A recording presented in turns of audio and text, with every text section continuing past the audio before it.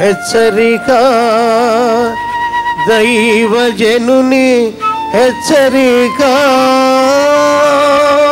దేవుని వాక్యం మన మనోనేత్రాలు తెరుస్తుంది, మనకు అవగాహన అవుతుంది. చాలామంది యవనస్తులకి ఇవాళ కౌన్సిలింగ్ కావాలి. వాళ్ళకు కనీసం 10-15 మంది కౌన్సిలింగ్ ఇచ్చాను. కౌన్సిలింగ్ అంటే వాళ్ళ బాధ తెలుసుకొని దాన్ని వివరించి దీన్ని ఎలా ఉండు అలా ఉండని వాళ్ళకి సలహాలు ఇచ్చాను, వాళ్ళకి చిన్న సందేశం ఇచ్చాను, చాలా ఉదాహరణలు ఇచ్చాను. ఏంటంటే ఈ రోజున యవ్వనస్తులు దూకుతున్నారంటే పెళ్ళని ఈ కాలేజీలకు వెళ్ళటం వలన, ఈ సినిమాలు చూడటం వలన, ఈ సినిమాల పెళ్ళికి నిజమైన పెళ్ళికి చాలా తేడా ఉంటుందండి. విచిత్రం ఏంటంటే సినిమాల్లో కూడా తల్లిదండ్రుల్ని విలన్లా చూపిస్తారనుకుంటా. అవునా అమ్మా? ఎవరైనా అంటే మేము సినిమా చూస్తున్నారు అనుకుంటారేమోనని మేలకుంటూ ఉంటారు కదా. ఏమో, నా చిన్నప్పుడు సినిమాలు చూసినప్పటి నుంచి మనుషులు మారినా, యాక్టర్స్ మారినా, కలర్ ఫిల్మ్స్ వచ్చినా, డ్యాన్సులు మారినా, టైటిల్స్ మారినా, సారం ఏంటంటే ఒకటే ఉంటుందండి. ఆ పెళ్ళి సంబంధం లేనటువంటి సినిమా కథ నేను ఉన్నట్టు నాకు తెలియదు ఇంతవరకు.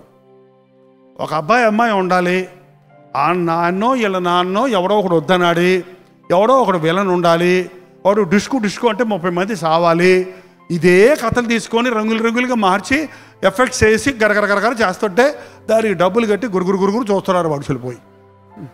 ఎంతసేపు చూసినా కథ కంచికి మనం ఇంటికే, ఇంకేమీ లేదు. అక్కడ నేర్చుకునేది ఏముండదు. ఏంటంటే ప్రాక్టికల్గా అనుభవించేది ఏముండదు. సినిమాలకు వెళ్తున్నారు యవనస్తులు, సినిమా పాటలు వింటున్నారు, అదే ప్రేమ అనుకుంటున్నారు. అక్కడే పడుతున్నారు. మీరు తప్పు చేస్తున్నారు. అందుకే దేవుని బిడ్డలు దుష్ట సాంగత్యం చేయకండి, అవిశ్వాసులతో విజ్జోడిగా ఉండకండి, దుష్టుల ఆలోచన చెప్పున నడవకండి, పాపులు కూర్చుండే సినిమా హాల్లో కూర్చోకండి. లేదండి మేము సినిమాలు మానేసి ఎన్నో రోజులు అయిపోయింది. సినిమా హాల్లోకి వెళ్ళి, సినిమా హాలే మా ఇంటికి వచ్చేసింది.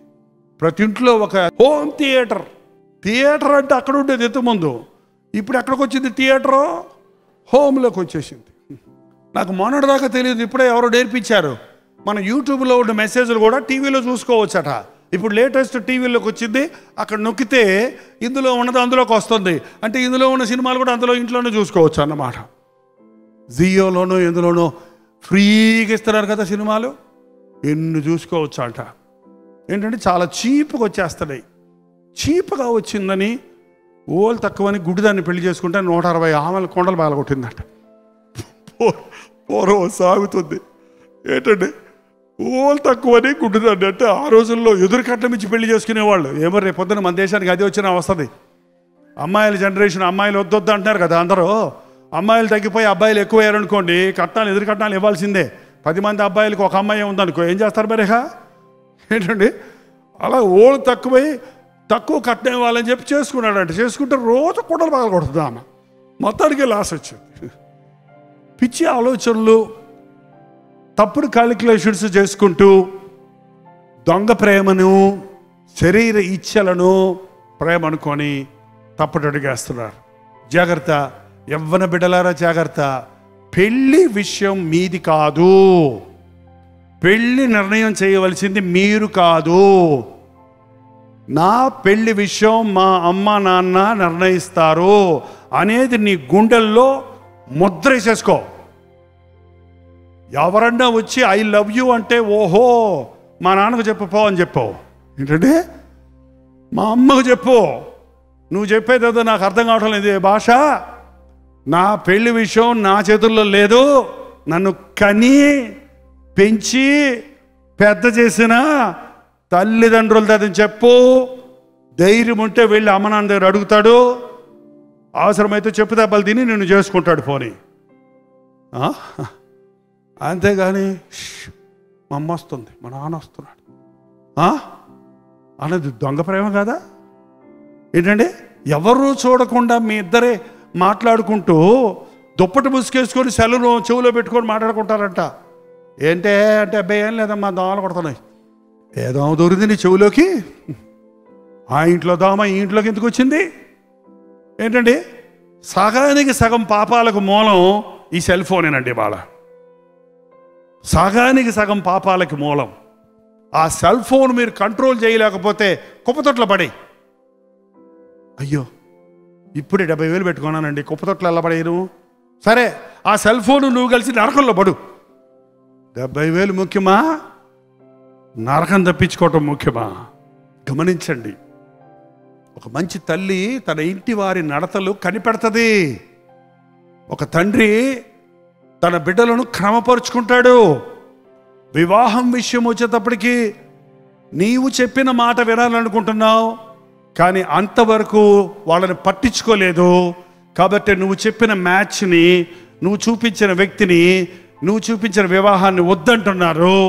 వారి జీవితాలను పాడు చేసుకుంటున్నారు. అబ్రహాము వివాహం చేయాల్సి వచ్చినప్పుడు కుమారుడికి తను వెళ్ళలేదండి. ఎవరిని పంపించాడు తెలుసా? తన ప్రధాన సేవకుడిని పంపించాడు.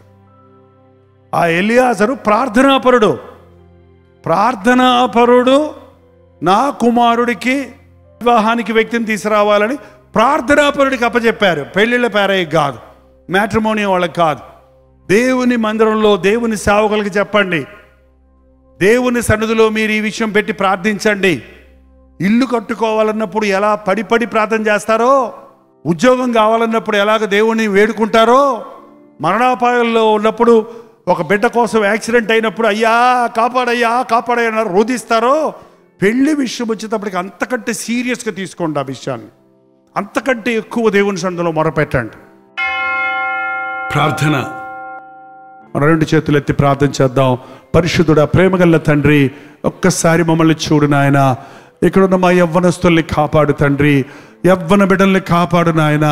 చిన్నప్పటి నుంచి కని పెంచి పెద్ద చేసిన తల్లిదండ్రుల మీద తిరగబడి శాపం పాలవ్వక తండ్రి, తండ్రిని తల్లిని దూషించక తండ్రి, దేవుడిని ప్రేమించి తండ్రి తన వివాహం నీ చిత్తంలో జరగాలని తీర్మానించుకోవడానికి సహాయము దయచేయి.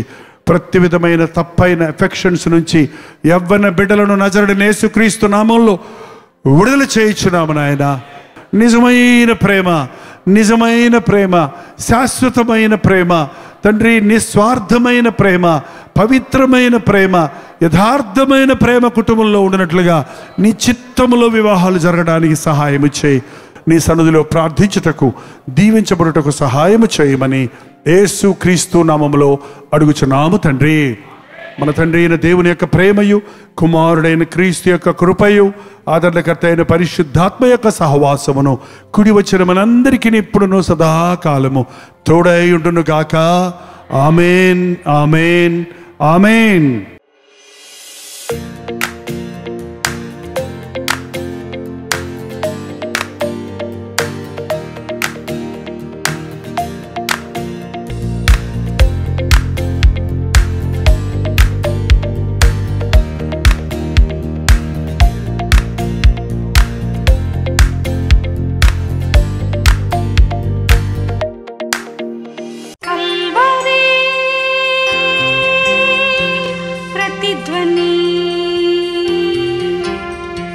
కల్వరి ప్రతిధ్వని